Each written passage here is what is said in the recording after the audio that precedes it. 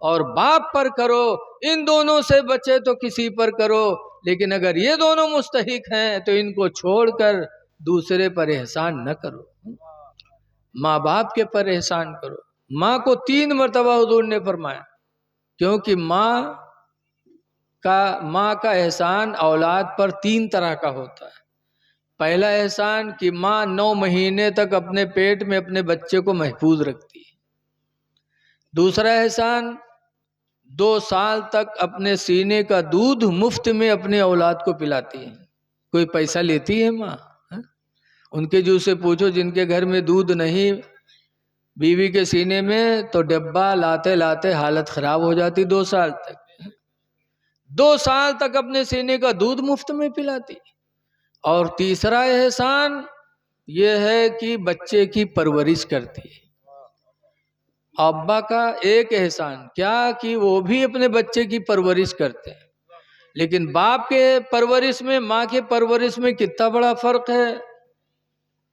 دیکھا جاتا ہے ابا صبح جب کام پر چلے جائیں تو کہ شام کے جب لوٹی ہیں تو ہیں تو بڑی محبت سے لڑکوا کا لے ہیں تو کہ ہلو کری ہیں، اور کہوں بل سے ناک نکلا تو کہ لے کا پکڑ رہے لے جائی کا اٹھاؤ ہاں لے کے جا، لیکن وہ ماں آتی ہے پھر اپنے دوپٹے سے ناک کو صاف کرتی ہے۔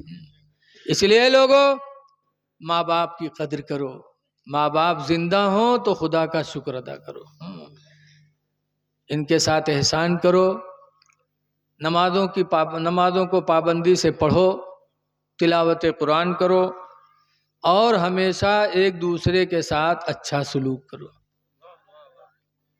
12:30 بج گئے ہیں، اب اور بھی ہمارے مہمان ہیں حضرت ہیں، اس لیے جی چلیے آپ لوگوں نے بلایا ہے تو 5 منٹ اور سن لیجئے، ورنہ یہ کہیں گے کہ ہم نے بلایا کھلایا پلایا ایک بات کہی نہیں مانے۔ لیکن اب سب کی بات پہ کوئی کہے ہاں اور بولو، ایک جگہ اسے ایک صاحب کہیں اور بولو حضرت اور بولو، تو جب شروع کیا تو وہ اگل بگل والے اتنا قلعہ مارن کہیں تو کا بہت نیک لاگت ہے، لے جا گھرے بیٹھا ہے کہ سن، تو نوبت نہ آوے کہ ہم تقریر کریں اور آپ غصہ کے بیٹھو۔ درود شریف پڑھ لیجئے، اللہم صلی علی سیدنا مولانا محمد بارک وسلم صلاۃ و سلام علیک یا سیدی یا رسول اللہ صلی اللہ تعالی علیہ وسلم۔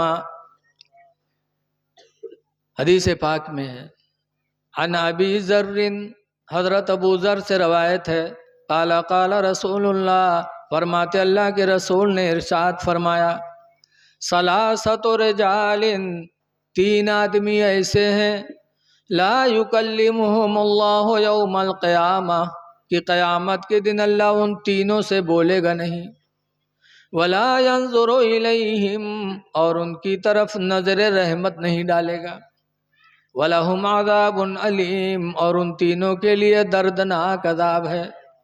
ابو ذر نے سنا تو بیٹھے تھے کھڑے ہو گئے، فقام ابو ذر، تو ابو ذر کھڑے ہو گئے، وقال من ہم یا رسول اللہ، اور انہوں نے کہا اللہ کے رسول وہ تینوں کون لوگ ہیں جن سے اللہ بولے گا نہیں، ان کی طرف دیکھے گا نہیں، ان کے لیے دردناک عذاب ہے، وہ تینوں ہیں کون؟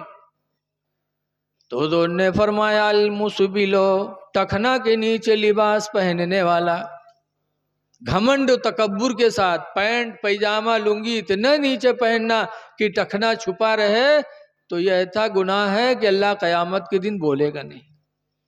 لیکن اگر کوئی کے پیٹ بڑا ہوئے باندھے ہیاں کھسکائے کو کھسک جائے نیچے، تو یہ تکبر میں شامل نہیں ہے، اس پر شریعت کی کوئی پکڑ نہیں ہے۔ تکبر گھمنڈ سے اگر ایسا کرتا ہے تو وہ گناہ گار ہوگا۔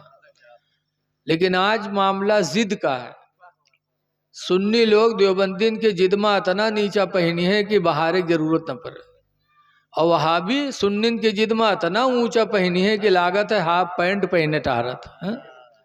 یہ ضد بہت بری بات ہے، ضد نہیں کرنا چاہیے، ضدی کا انجام برا ہوتا ہے۔ ایک نواب صاحب رہے، ان کے ایک نوکر رہے، ان کا نام رہے بدھو۔ ایک دن نواب صاحب کے سسرال سے دعوت ہے، تو سسرال کی دعوت بڑی اہم ہوتی ہے۔ نواب صاحب تیار ہوئے کہ کہیں چلو چلا جائے، تو کہ پھر کہیں یار ہمارا پیجامہ بہت گندا ہے۔ بدھو کہیں ہمارا پیجامہ آپ پہن لو، ہمارا صاف ہے۔ ہم آپ کے پہن لے بے نوکر چاکر آدمی گندہ رہی تب ہوں چل جی. نواب صاحب کہیں نہ ہی یار، اگر سسرال میں کوئی کا پتہ چل گیا کہ بدھو نواب اپنے بدھو کا پیجامہ پہن کے آئے تو کتنی بڑی بے عزتی ہوگی. تو بدھو کہیں پہنو پیجامہ ہمار جب ہم نہ بتائیے تو کوئی کیسے جانے، پہنو. نواب صاحب کہیں تو دھیان رکھو کہیں بتانا مت، کہیں نہ پہنو. بدھو اپن پیجامہ پہنائے دیس اور نواب کا پیجامہ خود پہن لیا. اس کے بعد سسرال پہنچے تو نواب صاحب کے لیے دروازہ کھل گیا، اندر چلے گئے اور بدھو کے لیے باہر چارپائی پڑ گئے. گاؤں والے نے پتہ چلا کہ نواب صاحب آئے ہیں تو کچھ لوگ ملے آئے. جب ملے آئے تو بدھو سے پوچھیں بدھو بھائی نواب صاحب کہاں ہیں؟ تو بدھو کہا تھا نواب صاحب سے ملے تھے تو اندر چلے جاؤ، اور اگر ان کے پیجامہ سے ملے آئے تو ادھر مل لو. تو لوگ بہت چونکے، کہیں نہیں کون بات ہے، کہیں بس بات ایسا ہے، ان سے ملے کھو تو اندر جاؤ، ان کے پیجامہ سے ملے کھو تو ادھر مل لو. اب نواب صاحب سنین اندر تو بہت آگ بگولا، لیکن کریں کا بیچارے. جب لوگ گئے ملاقات کے چلے گئے تو نواب صاحب نکلے ڈانٹے لگے، کہیں کمبخت تو نے میری ناک کٹا دیا. کہہ رہے غلطی ہو گئی، پہلی غلطی اللہ معاف کرتا ہے، آپ بھی معاف کر دو. خیر معاف کر دیا. پھر کچھ لوگ ملنے آئے. جب پھر ملنے آئے تو پوچھا بدھو بھائی نواب صاحب کہاں ہیں؟ تو بدھو نے کہا نواب صاحب تو اندر ہے، لیکن ایک بات سن لو. کہیں اندر جاؤ، نواب صاحب سے سب بات پوچھو، لیکن ان کے پیجامہ نہ پوچھو کہ تمہارا پیجامہ کہاں ہے. کہیں نہیں کون سی بات، لیکن بات ایسے پیجامہ نہ پوچھو ان کے، باقی سب پوچھو. اب نواب صاحب سنیں تو بہت خفا. خیر مل کے چلے گئے تو نواب صاحب آیا کا مارے لگے. کہیں نہ ارے صاحب منع تو کیا تھا کہ پیجامہ نہ پوچھنا، کہیں ہٹ نہ لائے، پھر پیجامہ رٹ رہا ہے. کہا اچھا معاف کر دو، پیجامے کا نام زبان پہ نہیں آئے گا. خیر معاملہ ختم ہو گیا. پھر کچھ لوگ ملنے آئے. جب پھر ملنے آئے تو بدھو سے پوچھا بدھو بھائی نواب صاحب کہاں ہیں؟